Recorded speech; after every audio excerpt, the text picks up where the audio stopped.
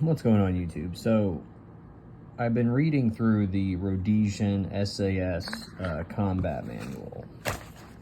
And this is definitely, in my humble opinion, probably one of the most useful pieces of literature I've found that could really pertain to the modern Minuteman or the armed prepared citizen, especially here in the United States. So real quick, I want to go over, I made a little bit of a short earlier that kind of went over this very briefly, but I want to go into just slightly more depth with how the Rhodesian SAS commandos organized their platoons and their sections, or their squads. Okay, just section is just really another word for squad. But anyways, so, and this is in particular to rural operations. Okay, it says it in the book. Hold on, let's find that. Let's see. Boom, boom, boom. Rural operations. Okay.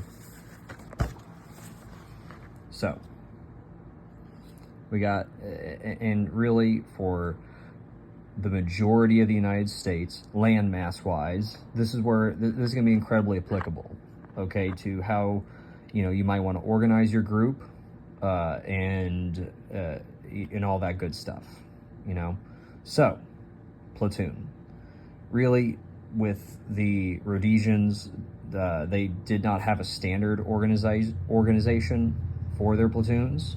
It was kind of just based off of what they had at the time, manpower wise and auxiliary power wise. Your main forces, your main special forces and commandos, obviously, and then you have your auxiliaries that will be like your local or indigenous troops and police forces and other kinds of security forces that might be attached to your commandos. Okay, but this is strictly, not keeping in mind all the auxiliaries and all the other accessory units that the Rhodesians kind of used at their disposal. Okay, so platoon, again, no standard organization. It really depended on the mission and the area of operation and what was going on, what they had manpower wise, and when possible, they kind of formed at most, pretty much 30 people, 28, I think, if you really count out each individual, if possible, because really, in my opinion, if anything, SHTF world, in rule, what is it called? What does nothing fancy call it? End of rule of law or something like that.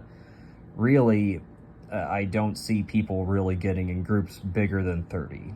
Maybe in some instances, but for the most part, rural America, you're going to see, groups of 10 to 30. I think that's realistic. Plus, and when we get out, actually, I'll explain what I was about to say when I get down to the section area, this section. But 3 groups, or really 4 groups, okay?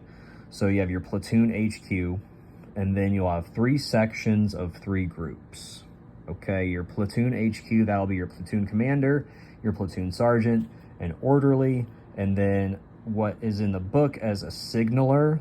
I'm not sure what they exactly mean by that, but to me, that I would say more what's applicable to what you might see here in the United States, a radio operator or some sort of radio or drone operator.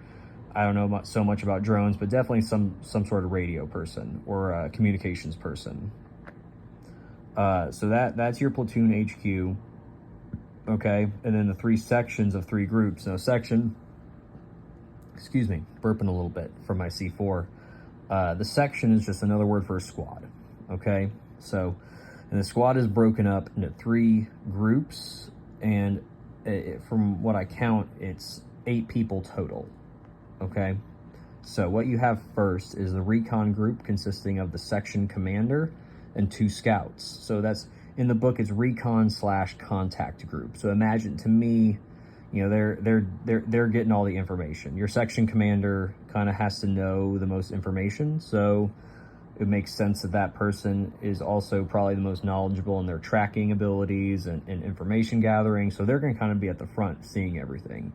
Your support group is the second group, and that is with a group commander, so some sort of junior leader who is, you know, shown potential, and then a machine gunner slash LSW kind of setup, you know, something that gives you a little bit higher rate of fire than your typical you know, intermediate cartridge weapons, you know, something that can have a pretty high rate of fire and accuracy. So machine gun, something like that, whatever is at your disposal. Then the third group is a rifle group with your group commander, also junior leader who's shown potential, plus 2 riflemen. All right, so that in a nutshell is how, and you'd have 3 of those. Okay, so 3 of those, 8 people each, 24 people, 4 people in the HQ, 28 individuals total. Okay, for your platoon, which I think is pretty realistic in terms of what you can command. And when it comes to like squad size or section size, I think 8 people is probably the max amount of people you could put in a pickup truck, you know, in the bed and in the cab. So keep that in mind too. But in addition to something that, you know, I would say that really pertains to the rural operations, is having trackers. So what the Rhodesian SAS would have, they would have tracker units. Okay, so I'm actually going to kind of get the book out just a little bit so I don't mess up too many things. But really, okay, your tracker organization is the tracker on the spore. I'm not sure what SPOOR, what they mean by that. This is the freaking Brits, man. But really, you have your main tracker. Okay, they're going to be at the basically the tip of the spear. 2 flank trackers, and then the tracker control. Okay, and then it kind of goes into all the different tasks of the tracker and the tactics followed with it.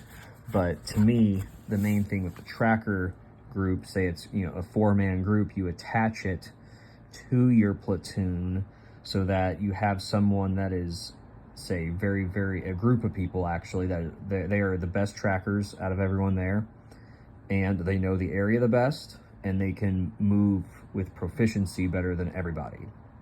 So you have those people who are, you know, you're really the tip of the spear getting your information, and then and they're relaying this back to the section or the platoon HQ, and then, you know, going out and seeking out and destroying the enemy, unless the tracker group can take them out on their own, you know. So I found a lot of use out of this book. It's, you know, I think it's like $12 on Amazon. I highly recommend it. 10 out of 10. It's definitely given me a better look at how a small group of individuals can operate in you know, some rural environments, you know, where you're not really going to have, maybe not as many people around, but that doesn't mean it's not equally as dangerous.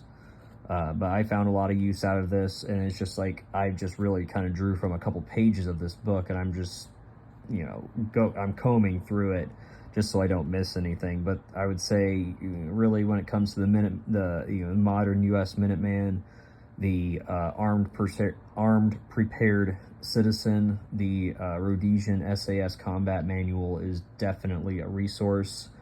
I think it gives a different perspective on how to operate, because as you probably see on a lot of YouTube, that we don't see too many other variations of like how to be a quote-unquote operator. So this gives a really good idea. I mean, you do have some Brits, but really in large part, the structure and organization of everyone's group is kind of, you know, up to them, which I think is good, because really, again, your organization is going to really be highly dependent and subjective, so it's hard to have a standardized, you know, like, set. But you can always kind of rely on some things. You know, I think that this, personally, the HQ, the 3 sections, the 3 groups, if you can do that and have a group, that is highly ideal. I mean, really, you can do a lot with that. You can cover a lot of ground. and you can be highly effective, especially if you know the area with that amount of people. Okay, but I wanted to keep this around 10 minutes, and it's right at 10 minutes. So there you guys go. Check it out, the Rhodesian SAS Combat Manual. Definitely 10 out of 10 read so far, and I'm just kind of really in the very beginning of it. So if there's anything else that's really interesting, I will definitely be posting another video about it, and I'll see you guys next time. Thanks. Bye.